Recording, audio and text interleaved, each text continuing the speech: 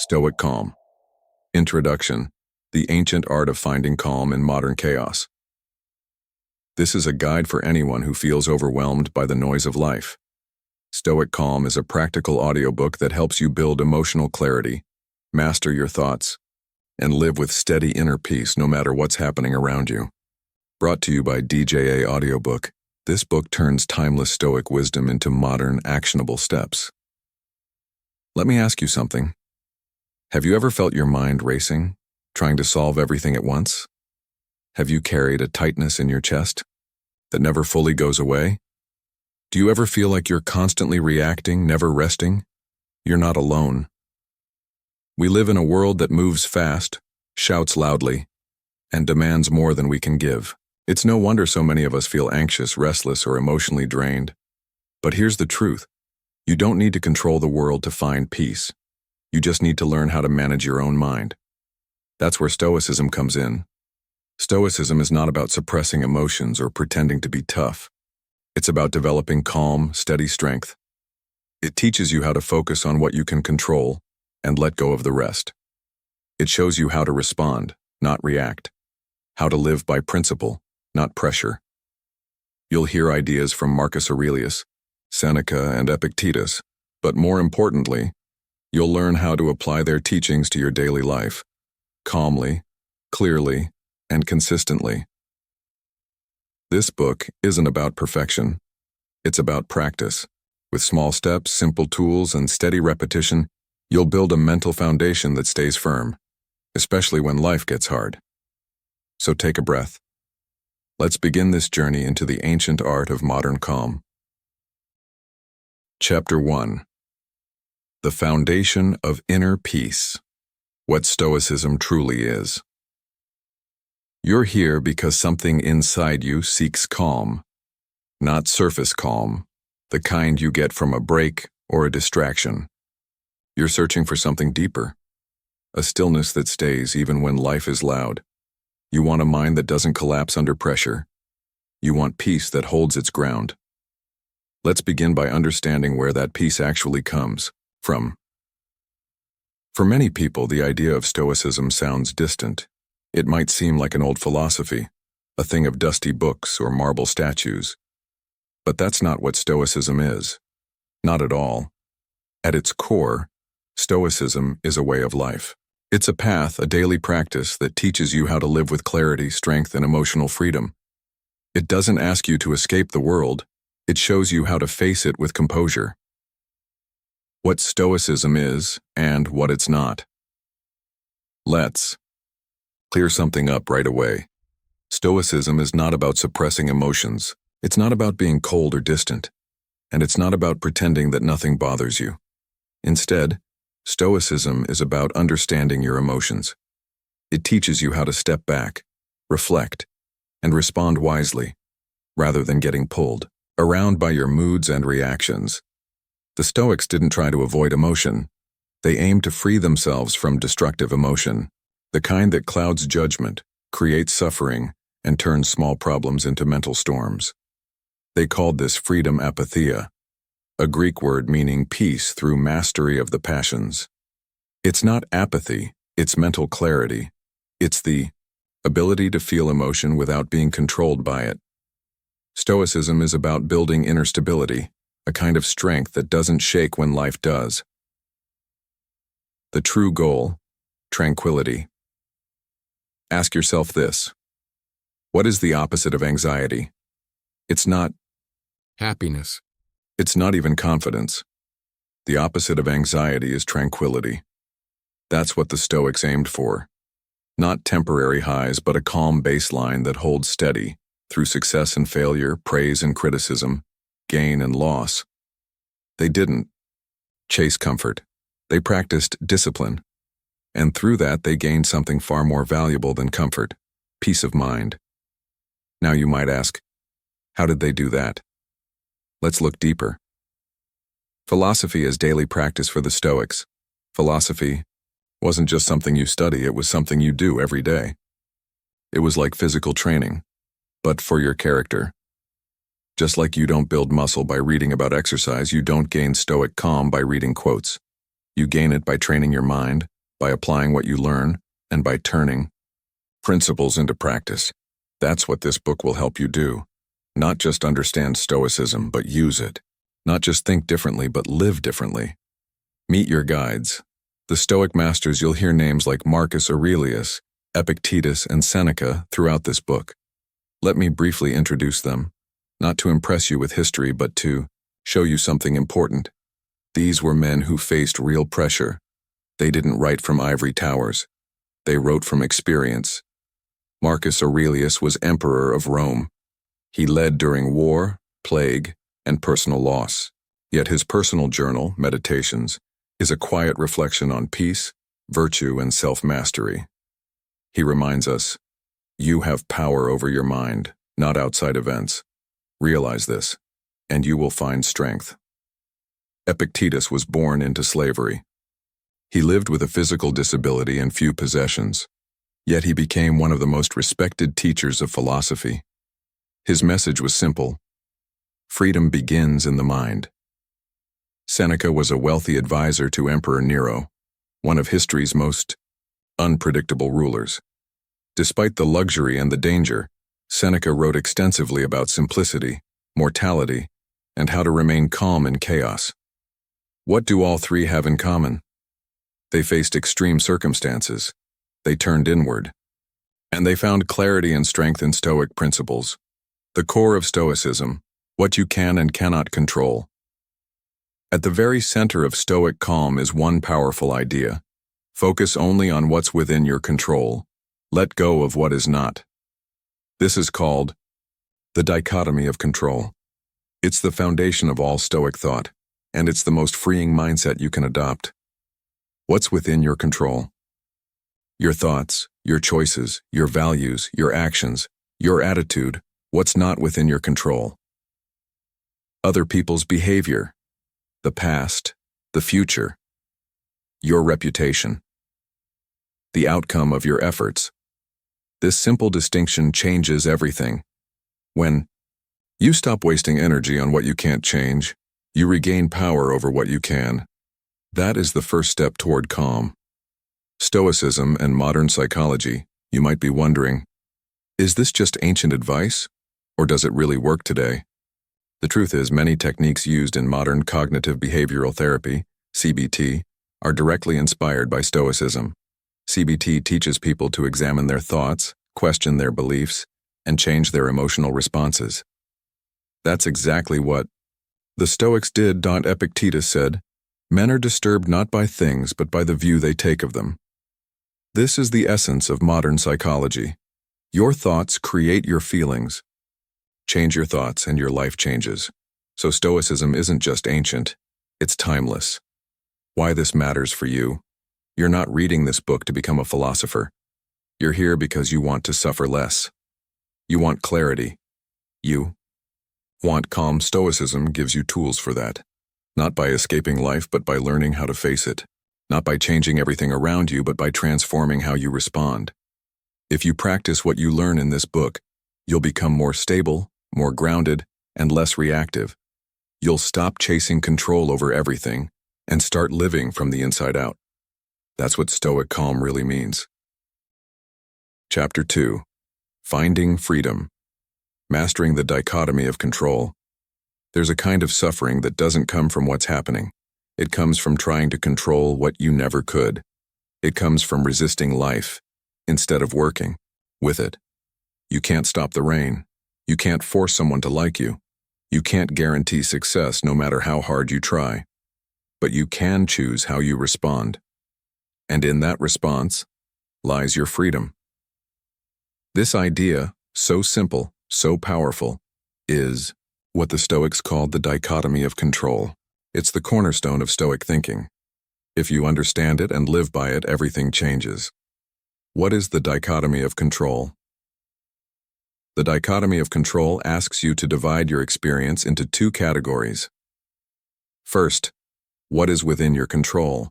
Second, what is not? Let's begin with what you can control. According to Epictetus, the things you can always influence are your thoughts, your judgments, your values, your intentions, your actions, Your responses, these are yours. No one can take them from you. They are the source of your power and your peace. Now, what's outside of your control? Other people's behavior, the weather, the past, the outcome of your efforts, your health to some extent, how long you live. Whether you are liked or understood, these things are not yours.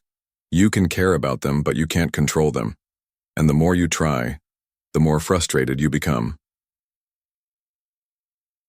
Why this distinction matters: imagine holding tightly to something slippery. The tighter you grip, the faster it slips away. This is what happens when you try to control the uncontrollable. You think, if I try hard enough, they'll love me. If I worry enough, maybe it won't happen. If I plan perfectly, I can guarantee success, but life doesn't work that way. The Stoics knew this, and instead of fighting reality, they aligned with it. Here's the key. You are responsible for effort, not outcome. You are responsible for what you do, not how others respond.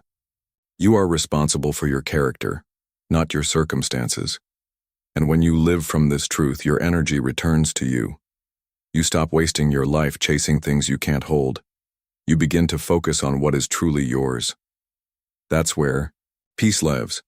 The modern trap of control today's world feeds the illusion of control. We track everything, monitor everything, try to optimize everything. We think if we just manage our calendars, our finances, our relationships, our bodies, then maybe we'll finally feel safe. But what if safety isn't found in control? What if it's found in clarity?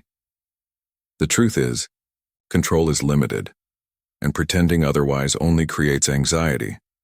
When you stop needing control over everything, you don't become weak. You become clear. You stop reacting to every bump in the road. You stop blaming the world for your peace. You begin to say, this is outside of me, but I still choose how I meet it. That choice is freedom. A Stoic example. Epictetus. Let's turn briefly to Epictetus, a man who understood powerlessness better than most. He was born into slavery. He had a physical disability. He owned almost nothing. But he discovered a truth no one could take. Freedom is not about your situation. It's about your response. He once said, we cannot choose our external circumstances, but we can always choose how we respond to them. This is not about denial. It's not about pretending things are fine. It's about choosing not to be a prisoner of what you can't change. That's real power. That's Stoic freedom. A modern example. The job interview. Imagine you're preparing for a job interview. You've researched, you've practiced, you've done everything right. You show up, you speak clearly, you give your best, and then you don't get the job. Now, what happens in your mind? Do you say, I failed? Or do you say, I did my part, the rest wasn't up to me? This is where Stoicism shines. You control the preparation, you control your effort, you control your attitude in the room. But you do not control the decision. You do not control their bias, their mood, or the other candidates. If you tie your peace to the result, you suffer. If you tie your peace to your effort, you remain calm. That's Stoicism in action. What happens when you live this way? Let's explore what changes when you actually live by the dichotomy of control. You stop overthinking. You no longer replay conversations or obsess over mistakes. You reflect, learn, and move on. You gain emotional freedom. Instead of reacting to other people's words or moods, you stay rooted in your own values. You reduce anxiety. Worry fades when you accept that the future is not fully yours to command. You prepare, but you don't panic. You improve relationships. By letting go of the need to control others, you show up more calmly, more kindly, and with less resentment. You become more resilient. Because setbacks no longer destroy you. You focus on your response, not on what went wrong. This is not a one-time shift. It's a daily discipline, and it's worth every moment of effort. How to practice. The dichotomy of control inventory. Now let's get practical. Here's a simple exercise you can do today and every day after. It's called the Dichotomy of Control Inventory. Step 1. Take a quiet moment. Sit down with a pen and paper, or just close your eyes. Step 2. Think of something bothering you. It could be a problem, a conversation, or something you're dreading. Ask yourself, what's in my control? What's not? List the parts you can influence. List the parts you cannot. Step 4. Circle what's yours. Cross out what's not. This helps your mind shift from stress to clarity. Step 5. Make one small choice based on what you can control. Maybe it's an email, a mindset, a step forward. Do this regularly. You'll start to catch yourself in the moment. And that's when real calm begins. What about the gray areas? Sometimes control isn't black and white. You might ask, what about my health? My finances? My children? These are mixed domains. You influence them, but you don't fully control them. Here's how the Stoics approached it. Focus on your role. Do your part with integrity. Prepare, act, care, but release the outcome. Your job is not to predict the future. It's to show up well in the present, and when you do that, you can sleep at night. Final thoughts. Choosing calm. Over control, the world will keep spinning. People will surprise you. Plans will change, but you don't have to spin with it. You can become the kind of person who stands still inside, even when the outside moves fast. That's what happens when you focus on your lane. That's what happens when you release what was never yours. That's what happens when you live by the dichotomy of control. So as you move forward, remember this. Not everything is yours to fix, but your next thought is, your next action is, your peace is, and that's more than enough. Chapter 3. Taming the Inner Storm. Judgments, Emotions, and the Power of Pause. Sometimes it feels like your emotions have a mind of their own. A single word from someone can trigger anger. A slight failure can lead to hours of self-doubt. A sudden fear can make your entire body tense even when nothing is wrong. We like to believe that we're logical, rational beings. But in truth, much of our suffering doesn't come from the world. It comes from how we interpret it. That's where Stoicism gives you an incredible gift. It doesn't ask you to become emotionless. It teaches you something far more powerful. How to pause, how to see clearly, and how to choose your response. What emotions really are. Signals, not commands. Let's begin with a simple truth. Your emotions are not your enemies. They're signals. They point to what you value, what you believe, and what you fear. But there's a catch. Emotions often arrive before understanding. They appear quickly, automatically, without your permission. And if you follow them blindly, you give them more power than they deserve. The Stoics called these early flashes of emotion propatheiai, pre-emotions. They believed that having an emotional reaction is not the problem. It's what you do after the emotion arises that matters. This is where your freedom lives. You can't always control the first feeling, but you can control the next thought. You can choose whether to follow that emotion or not. It's not the event, it's the judgment. One of the most famous Stoic teachings comes from Epictetus. He said, "It's not things themselves that disturb us, but our judgments about them." Think about that. It's not the insult. It's your belief that you must be respected. It's not the delay. It's your belief that everything must go as planned. It's not the rejection. It's your belief that you are unworthy without approval. Judgments shape emotions. And most of those judgments run in the background of your mind unchecked. But once you learn to spot your judgments, everything begins to shift. You can pause, you can investigate, you can replace them with truth. That's emotional mastery. What the Stoics meant by passions. In Stoic philosophy, destructive emotions were called passions, and they were seen as illnesses of the soul. Not because emotions are wrong, but because false beliefs about life create emotional suffering. Here's how it works. You believe something outside yourself, money, reputation, success, is essential to your happiness. When that thing is threatened, your peace collapses. You feel fear, anxiety, anger, or despair. But if you no longer believe that thing is necessary, the emotional storm weakens. That's what the Stoics practiced. They untangled their beliefs so they could feel more, suffer less, and act wisely. The power of pause. Now let's talk about one of the simplest and most powerful tools in your Stoic toolbox. It's called the Stoic pause. This is the moment, brief and often hidden, between what happens and what you do next. It's the moment between stimulus and response. It's the place where wisdom lives. When you pause, even for just a few seconds, you create space. And in that space, you get to ask, what am I feeling right now? What story am I telling myself? Is this belief true? What response reflects my values? The pause allows you to shift from reaction to reflection. Let me give you an example. Someone cuts you off in traffic. Your body tightens, you feel disrespected. Your impulse is to yell or speed up, but if you pause even for one breath, you give yourself a chance to choose. You might say, this isn't worth my peace. You might smile and let it go. You might remember that anger solves nothing. That's the Stoic pause in action. It's not weakness, it's mastery. Emotional agility versus emotional suppression. There's a big difference between ignoring your emotions and understanding them. Stoicism is not about pushing feelings down. It's about giving them space, seeing them clearly, and responding with intention.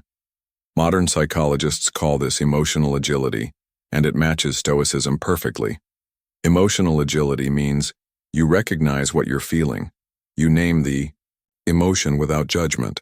You ask what's behind it.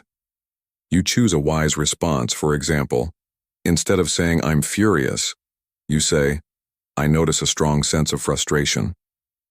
Instead of exploding in anger, you pause and ask, what am I afraid of losing? Instead of being ruled by emotion, you work with it, like a coach guiding a player. This is how you stay human, but not helpless. Stoic techniques for emotional mastery. Let's explore a few practical Stoic techniques you can begin using today. Name the emotion. When emotion rises, don't resist it. Name it.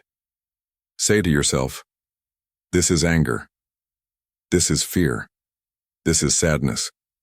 By naming the emotion, you bring it into awareness. You step out of the storm and into observation. This simple act reduces its grip on you. Interrogate the thought behind it. Every emotion is tied to a thought. Your job is to uncover it. Ask yourself, what must I believe to feel this way? Is that belief actually true? Is there another way to see this? For example, you feel rejected. Thought, I must be liked by everyone. Challenge, is that really true? New thought, not everyone's approval defines me. This process reshapes your emotions over time. Return to your values. When emotions pull you off center, return to your anchor, your values. Ask, what kind of person do I want to be in this moment? Which virtue, wisdom, courage, temperance, justice, can I practice right now? Let your actions reflect your principles, not your impulses. Use journaling to reflect each evening. Sit quietly and reflect on your emotional day. Ask, what triggered me today? How did I respond? What thought or judgment caused the emotion? What could I do differently next time? This is how emotional strength is built, day by day, word by word. Real-life application, dealing with criticism. Let's say someone criticizes you unfairly. Your instinct may be to defend, attack, or shrink, but with Stoic awareness you can pause. You ask, is their criticism true? If it is, I can learn from it. If it's not, why should I be disturbed? Marcus Aurelius said, if someone is mistaken, instruct them kindly. If that's not possible, correct yourself instead. You are not responsible for others' opinions. You are responsible for your own clarity and response. Real-life application, Managing anger is one of the most explosive emotions. But Stoicism gives you tools to manage it with grace. Seneca, who wrote a full book called On Anger, said, "Anger, if not restrained, is frequently more hurtful to us than the injury that provokes it." Here's how to apply his wisdom. Recognize. The moment anger rises. Pause, breathe, step back. Ask, what is this really about? Delay your response until you can speak from reason, not rage. Anger is not a sign of strength. Control is. The emotional reset. The view from above one. Powerful Stoic practice is called the view from above. Here's how it works. Close your eyes and imagine rising above your life, like a bird flying higher and higher. See your city, your country, the earth, the sky. Realize how small your problem looks from this view. Recognize that you are part of a vast world, connected, not alone. This perspective reduces the intensity of your emotions. It reminds you that most storms pass, and your peace doesn't depend on any one moment. The inner weather forecast. Think of your emotions like weather. Some days are clear, some are stormy, some shift quickly. You don't control the sky, but you can carry an umbrella. You can learn to walk through rain without panic. You can prepare for the storms inside you, with wisdom and awareness. That's what Stoicism trains you to do, to expect emotion, to respect it, but not to obey it blindly. Progress, not perfection. Let me remind you of something important. You will not master your emotions overnight. And you don't have to.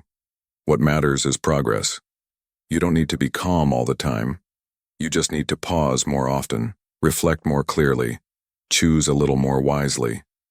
Every time you do that, you grow stronger. Every pause is a victory. Every insight is a step forward. Final reflection. Who do you want to be? At the end of the day, you have a choice. To be ruled by your reactions, or guided by your values. To react emotionally, or respond intentionally. You are not your anger. You are not your fear. You are the space between the trigger and the choice.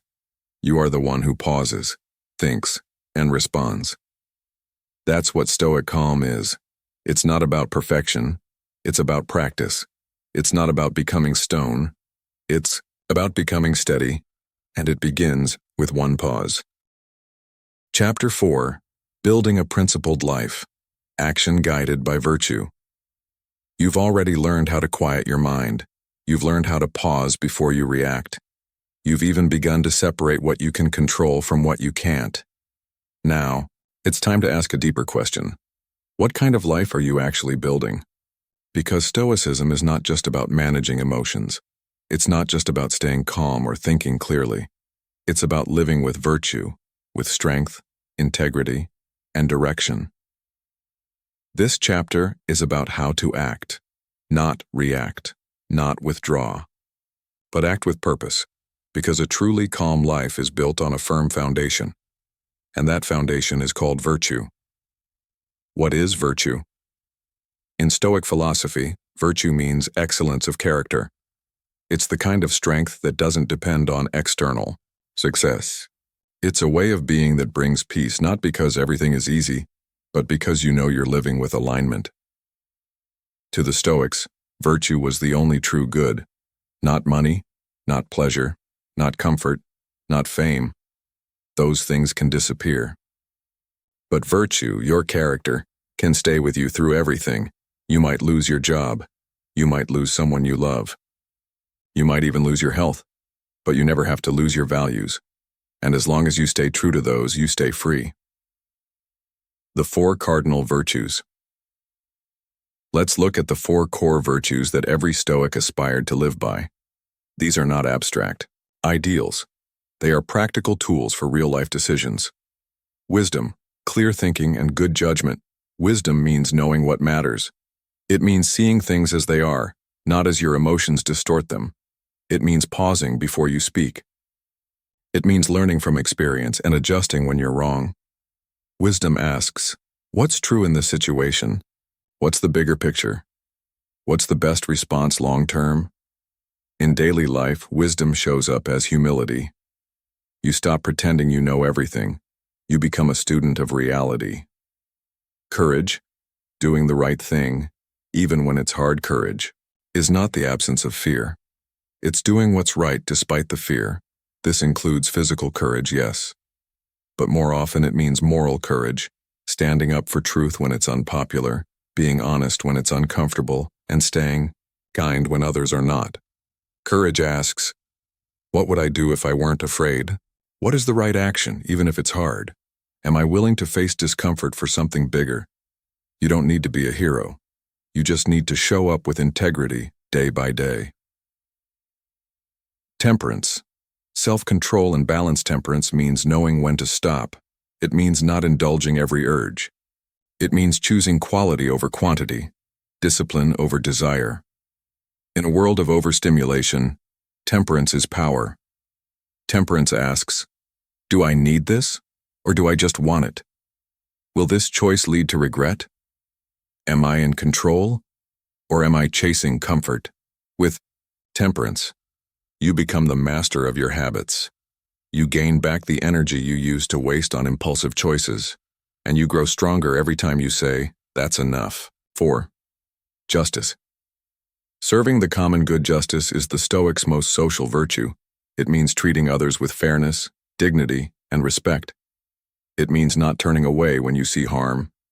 It means doing what's right for the whole, not just for yourself. Justice asks, is this action fair? Does this help or harm others? Am I contributing to the good of the community? A Stoic doesn't isolate themselves. They see humanity as one shared body, and they act in ways that build trust, not division. Why virtue brings calm, you might ask. How do these virtues create inner peace? Here's how. When you live by wisdom, you stop making reckless decisions. When you live by courage, you stop hiding from what matters. When you live by temperance, you stop being ruled by impulse. And when you live by justice, you stop acting in ways that create guilt or harm. Each virtue cleans a part of your inner world.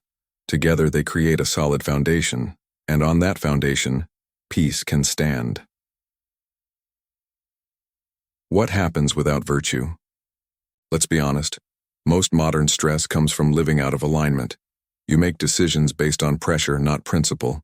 You say yes when you mean no. You avoid hard truths.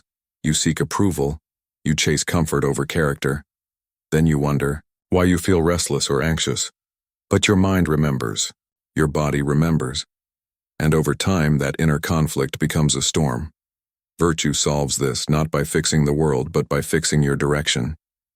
It helps you wake up and know, whatever happens today, I will act with integrity. That's a powerful kind of calm, living with virtue in daily life. Let's now explore what this actually looks like in action. Example 1. A difficult conversation. You need to give feedback to someone. It's uncomfortable, you'd rather avoid it. But you pause. You remember your virtues. You use wisdom to think carefully before speaking. You use courage to speak honestly. You use temperance to stay calm and respectful. You use justice to ensure your words are fair and not cruel. The result? You leave the conversation with your peace intact, regardless of how the other person responds. Example 2. Temptation and self-control. You're tempted to scroll, binge, or spend out of impulse. Instead of reacting, you pause. You ask, will this serve me long-term? What would temperance look like right now? You choose a walk, or a book, or a glass of water.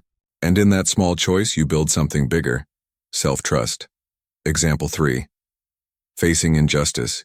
You see someone being treated unfairly, at work, in public, online. You could stay quiet, or you could act with justice.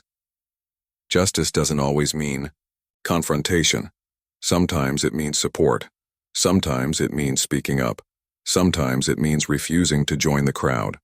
When you act from principle, you stop being part of the problem, and that peace, even if it costs something, is priceless.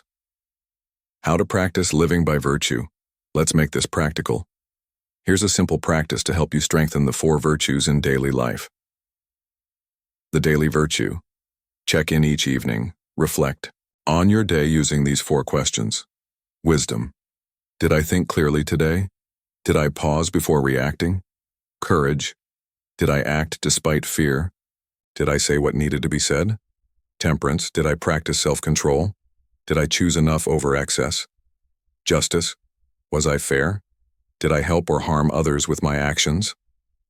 Don't use these to judge yourself. Use them to learn. Growth comes from awareness, not shame.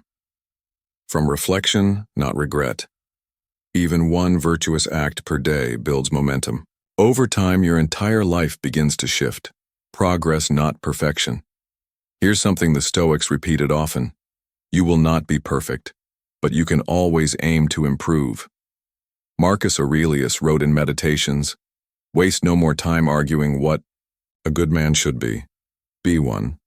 You don't need to wait until you're ready. You don't need to wait for a peaceful life to begin living peacefully. You begin now, with the next word you say, the next choice you make, the next pause you take. That's how virtue is built, not in theory, but in practice." Final reflection. The life you're building as we close this chapter, let me ask you a simple question. What kind of person do you want to be when no one is watching? Because that's what virtue is. It's the quiet strength beneath your actions. It's the internal compass that guides your path. It's what you hold on to when everything else is uncertain.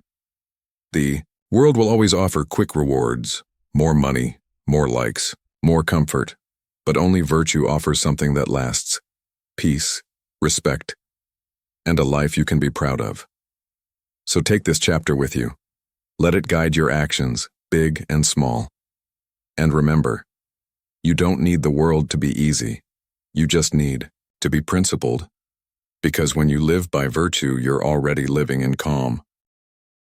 Chapter 5. Daily Practice. Essential Stoic Exercises for Calm. By now, you've learned the foundation of Stoic Calm. You know what Stoicism is and what it's not.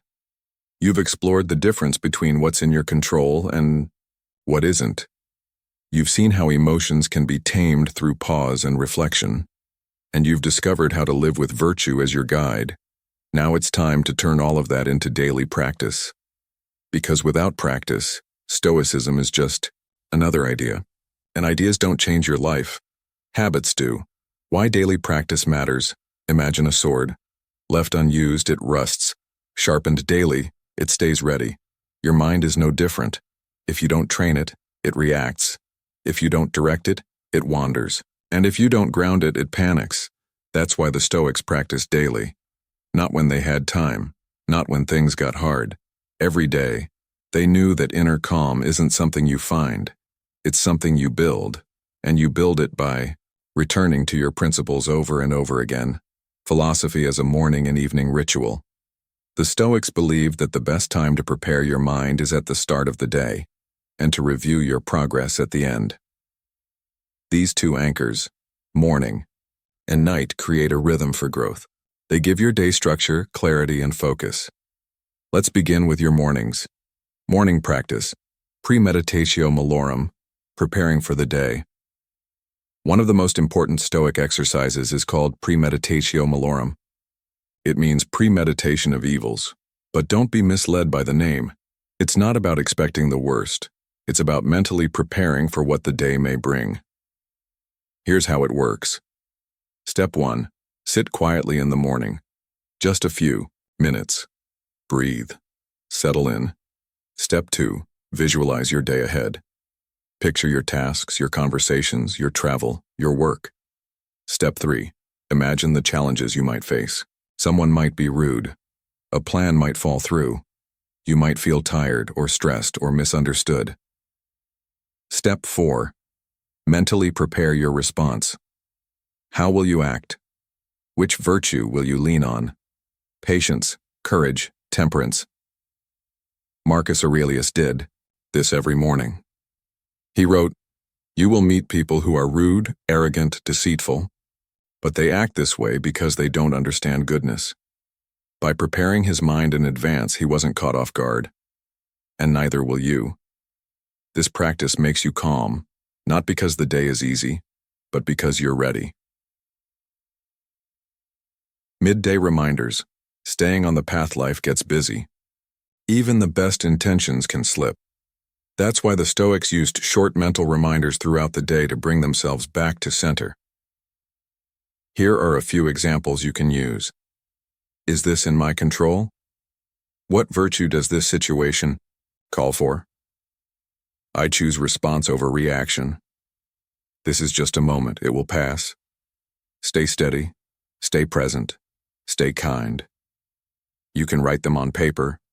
You can keep them on your phone. You can whisper them silently to yourself. These little reminders act like course corrections, guiding you back to your best self. Evening practice. The Stoic review at the end of the day. Take a few minutes to reflect. This is not about guilt. It's about growth. The Stoics used nighttime to review their thoughts, choices, and actions, not to punish themselves, but to learn. Seneca wrote, "When the light has been removed, and my wife has fallen silent, I examine my entire day and go back over what I've done." Here's a simple format you can use. Step 1. What did I do well today? Where did I stay calm? Where did I act with wisdom? Step 2. Where did I struggle? Where did I overreact? What emotion caught me off guard? Step 3. What can I do better tomorrow? Not perfectly, just better. A little more patience, a little more presence. If you do this consistently, you begin to know yourself. And from that self-awareness, self-mastery begins. Practice number 2. View from above.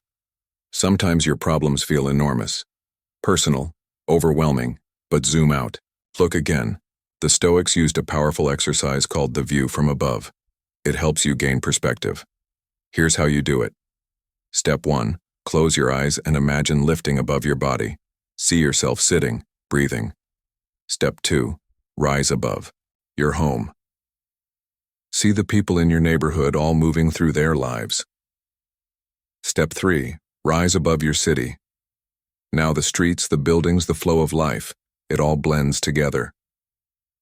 Step 4. Rise above your country. The planet, the stars. Suddenly your problem looks smaller. Not unimportant, but no longer all-consuming. This isn't about denying pain. It's about putting pain in perspective. You remember, you're part of something bigger. You're not alone.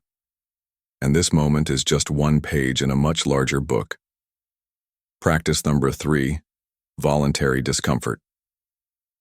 The Stoics didn't believe in chasing comfort. They believed in training for adversity. That's why they practiced voluntary discomfort, not to suffer, but to strengthen their minds. Seneca wrote, "Set aside a certain number of days during which you shall be content with the scantiest and cheapest fare, and say to yourself, 'Is this the condition I feared?' You can do this in small, safe ways. Take a cold shower. Skip a meal once in a while. Walk instead of drive. Sleep on the floor for a night. Go without your phone for a few hours. Each small discomfort is a lesson. You realize you can handle more than you thought. You stop needing everything to go your way, and you gain power that no comfort can give you." Practice number 4. Journaling with purpose. Journaling isn't about writing beautiful words. It's about making your thoughts visible, and once they're visible, you can work with them. Try this Stoic journaling structure. Morning prompt. What do I want to embody today? Write one virtue: patience, discipline, courage, kindness. Midday prompt. What has challenged me so far? Note one emotion, reaction, or distraction. Evening prompt. What did I learn about myself today? Keep it honest, simple, focused. You don't need a fancy notebook. You don't need perfect grammar. You just need honesty and 5 quiet minutes. Practice number 5. Negative visualization.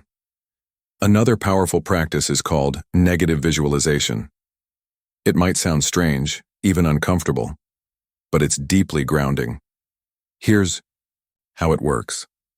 Imagine losing something you love, not to scare yourself, but to appreciate it fully. For example, imagine this is your last week with your friend. Imagine this is the last time you see the sun today. Imagine waking up tomorrow without your phone, your car, your health. This isn't pessimism, it's presence. Because when you remember that things can be taken away, you begin to see them more clearly and cherish them more deeply. Marcus Aurelius wrote, "You could leave life right now. Let that determine what you do and say and think. This is how you become more grateful, more aware, more alive." Integrating Stoic practice into your life. You don't need to do everything at once. Start small. Pick one morning ritual. Try one evening reflection. Experiment with one discomfort this week. Stoicism is not about intensity, it's about consistency. Even 5 minutes a day can begin to reshape your mind. Sample daily routine. Here's a simple daily routine you can follow or adapt. Morning, 5 to 10 min. Sit quietly. Do premeditatio malorum. Choose a virtue for the day. Repeat a Stoic mantra. Midday, 1 min check-in. Ask, am I living my virtue? Re-anchor with a short reminder. Evening, 5-10 min. Reflect on what went well. Note where you struggled. Journal one lesson. Express quiet gratitude. You don't need perfection. You need rhythm. And rhythm brings peace. Final reflection. Calm through repetition. It's easy to read something wise. Harder to live it. Harder still to repeat it, day after day. But that's where transformation happens. The Stoics weren't calm by nature. They became calm through training. One morning at a time, one breath at a time, one journal entry at a time.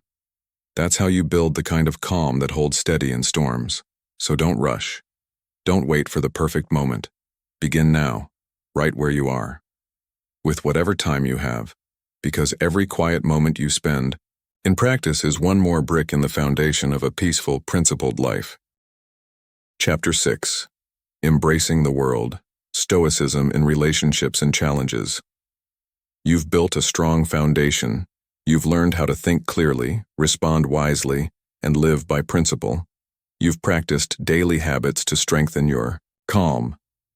But now comes the real test. Other people. And the world they bring with them. No matter how centered you feel alone, life will constantly pull you into relationship, conflict, and chaos. You'll meet rudeness, rejection, unfairness, and pressure. And you'll be challenged.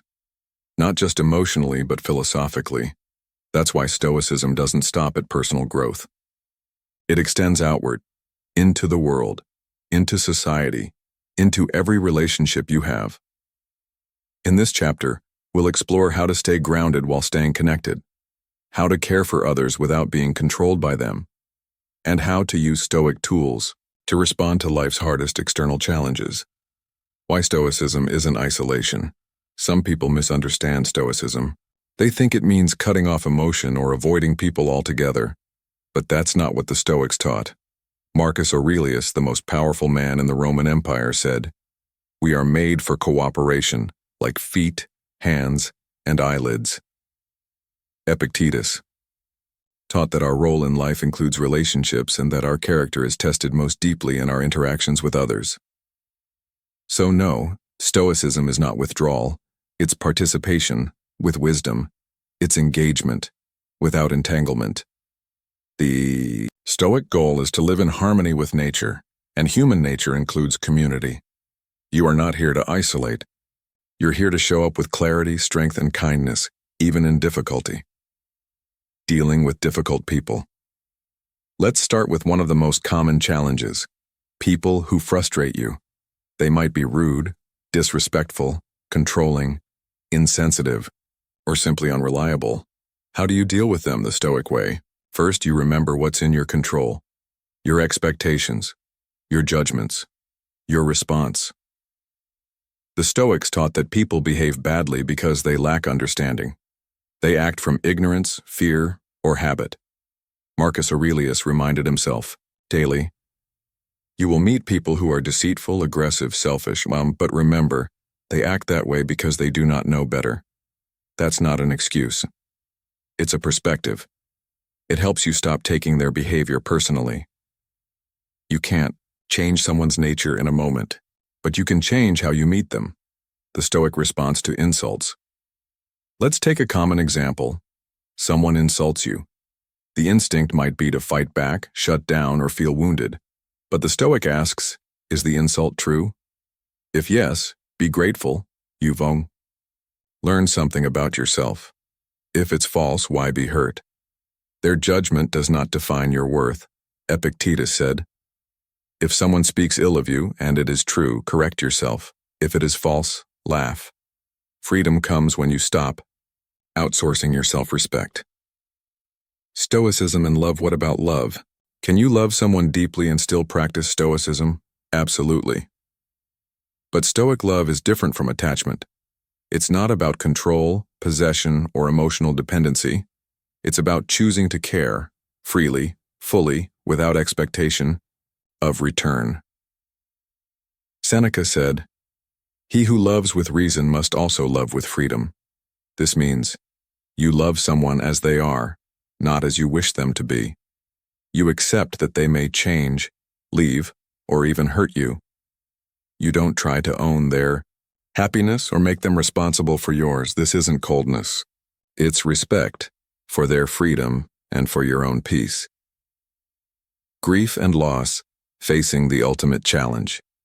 Now let's talk about loss. One of the hardest parts of being human is saying goodbye to people, to relationships, to things we care about. How? Does Stoicism help here? It doesn't tell you not to grieve. It tells you to understand what grief really is. Grief is love, held in your hands after something's gone. And the Stoics didn't reject it. They simply asked you to see it clearly. Everything in life is temporary. Everyone you love is mortal. Every moment is passing. That truth is not meant to make you afraid. It's meant to make you present. Seneca wrote, "No one has been given a long life. You've been given only a life. Use it well. And when you lose something or someone, remember this. You were never promised forever, but you were given time. And that time, if lived with love and presence, is enough." The practice of amor fati, love of fate. In Stoicism, there is a powerful mindset called amor fati, which means love of fate.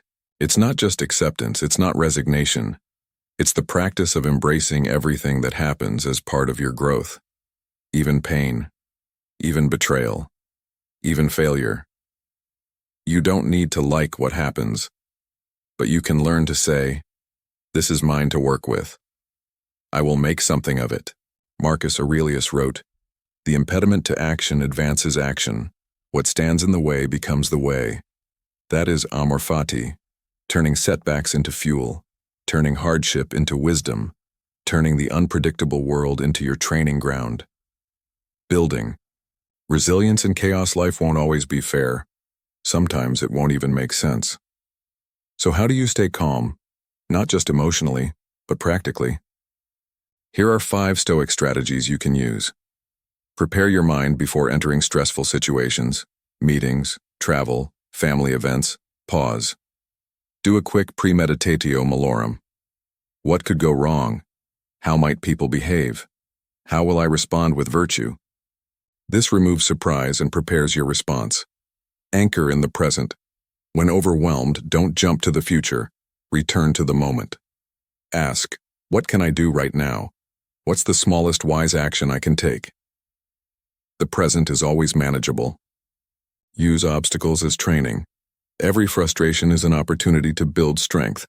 Try saying, "This is my practice. This is how I grow. This is a test of who I am."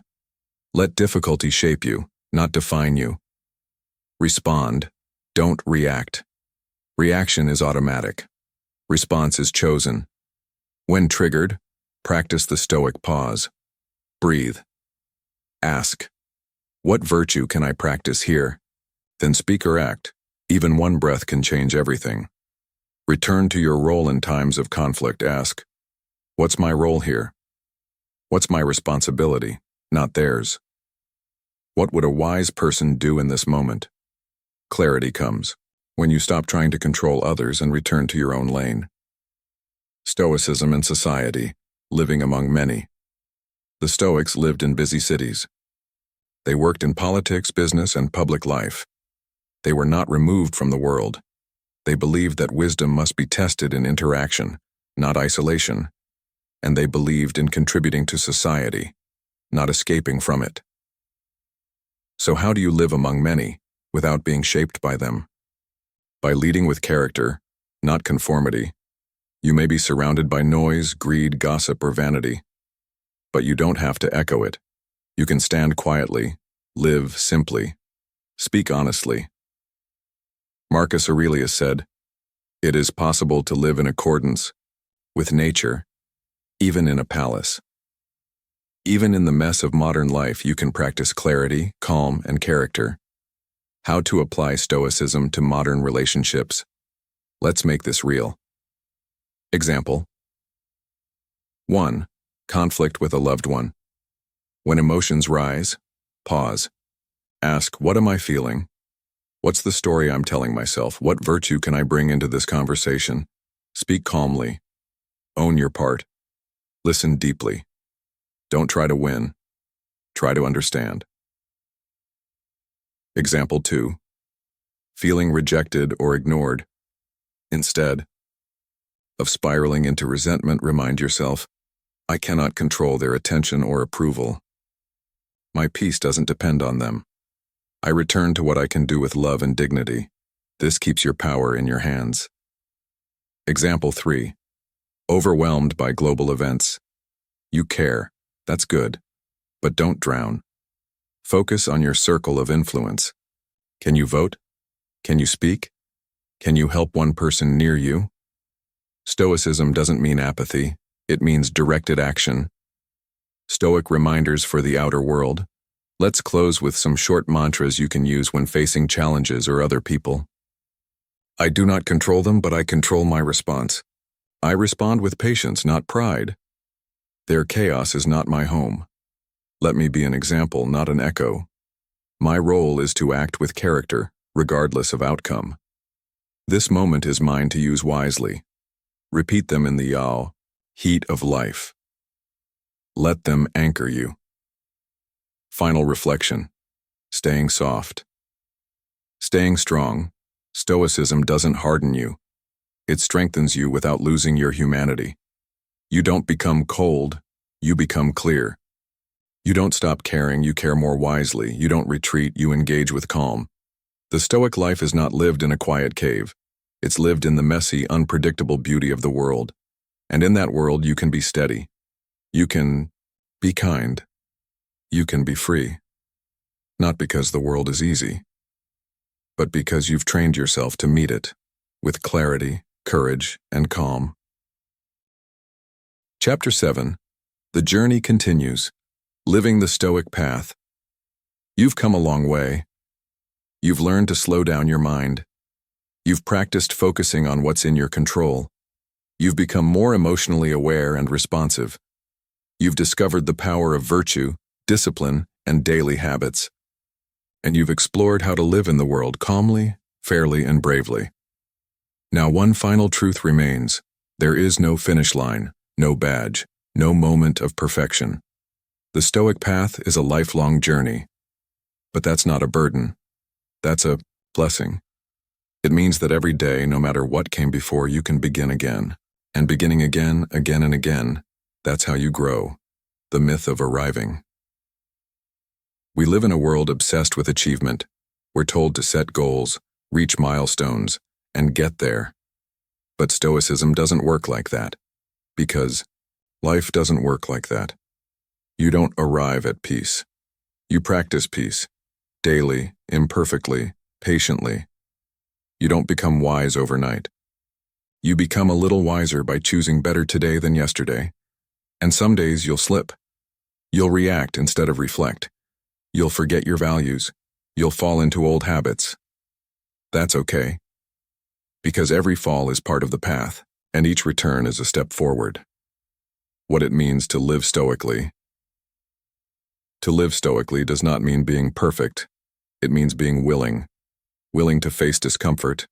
Willing to ask better questions. Willing to stand for what's right. Willing to fail, learn, and try again, without complaint. The Stoic path is quiet. You won't always get praise. Sometimes it will be lonely. But it will be yours, and in that private alignment, between who you are and how you act, there is deep calm. What the Stoics would tell you. Today, if Marcus Aurelius were here, he might say, "Don't waste time on what you cannot change.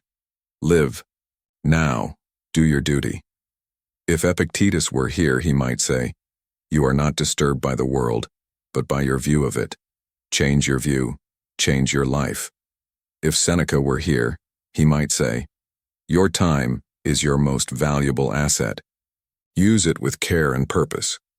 They wouldn't ask you to be cold, they'd ask you to be clear. They wouldn't ask you to hide your emotions. They'd ask you to understand them, and above all, they'd remind you, you already have what you need. Not in the world, in yourself. The practice of returning, one of the most powerful Stoic habits, is something we've discussed before, but now it comes full circle. The daily return. Each day you return to your practice. Each day you begin again. You don't need to feel ready. You don't need to feel strong. You just need to show up. 5 minutes of stillness. 1 clear breath before you speak. 1 moment of restraint. 1 act of courage. 1 kind word when anger would be easier. These are not small things. These are the building blocks of character, and they're always available because they come from you. A Stoic day. Revisited, let's paint a picture. You wake up. The world is noisy. Your phone is already buzzing. But you take 3 quiet breaths before reaching for anything. You remember, today is not mine to control, but my response is. You visualize a challenge. You imagine someone being rude or a plan falling apart. You breathe again. You are ready. During the day, you meet conflict. You feel tension rise. But instead of reacting, you pause. You ask, what virtue can I practice? Right now? Later? Someone thanks you for being calm. You smile, but you don't need the praise. You didn't act to be admired. You acted because it aligned with who you are becoming. That evening, you journal. You write down what went well, what didn't, what you'll try tomorrow. You close your eyes with no regrets. Not because the day was perfect, but because you lived. Add intentionally, that is a Stoic day, and string enough of those together. You live a Stoic life. Common challenges on the path. Before we close, let's name the obstacles you will face. That way you can recognize them and return with clarity. Impatience. You may want faster results. You'll ask, why am I still anxious? Still triggered? But Stoicism is not a quick fix. It's a slow, deep realignment. Progress is often invisible, but it is real. Trust the process. Let each day do its work. Comparison. You'll look around and see others chasing pleasure, success, validation. They may look happier. They may look freer. But remember, freedom without wisdom often ends in regret. You're playing the long game. Let them run ahead. You're building something deeper. Self-doubt. You'll question whether you're doing it right. You'll stumble and wonder, am I even a Stoic? But Stoicism isn't a title. It's a direction. As long as you're walking it, even with shaky steps, you are one of them. Leaving a legacy of calm. What kind of presence do you want to be in this world? When people remember you, what will they remember? The Stoics didn't aim to be remembered for their wealth or their looks. They aimed to be remembered for their consistency, their fairness, their peace under pressure, their example. You don't need to shout. You just need to live in a way that calms the people around you. That invites others to reflect, to pause, to ask more of themselves. In this way, your calm becomes a gift to the world. Practicing, even in uncertainty, we don't know what's coming. Life. may surprise you with pain, loss, or change. You may face failure, illness, betrayal, or deep confusion. But none of that can take away your practice. And none of it needs to take your peace. When you stop demanding certainty, you gain something better: resilience. The world doesn't owe you ease, but you owe yourself the chance to meet the world with strength. And with Stoicism, you can. 5. Final reminders to carry forward. As you close this book, carry these truths with you. Control is limited, but response is always yours. You don't own the outcome, but you own the intention. Emotion is natural, but not always true. Feel it, but pause, question, and then respond with reason. Virtue is enough. You don't need approval, achievement, or comfort to live well. Practice is stronger than theory. Read less, live more. Test your values in the real world. Begin again, every day. No failure is final. No slip defines you. Return. Always return. Final words. A quiet ending. A lifelong beginning. There's nothing dramatic about the Stoic path. It's quiet. It's slow. And it's deeply human. If you've made it to this moment, it means something inside you wants more than just relief. You want clarity. You want strength. You want peace, not as a temporary state, but as a daily way of living. And now you know it's possible. You've seen how much power you already hold. Not over the world, but over your response to it. Not over outcomes, but over your choices. Not over people, but over your character. The Stoics never promised that life would get easier. They promised that you would get stronger, more focused, more resilient, more calm, not in the absence of problems, but in the middle of them. That is what you've been building here, not an escape, but an inner foundation. You'll still face challenges. You'll still be tested. You'll still forget, lose your temper, or fall back into old habits.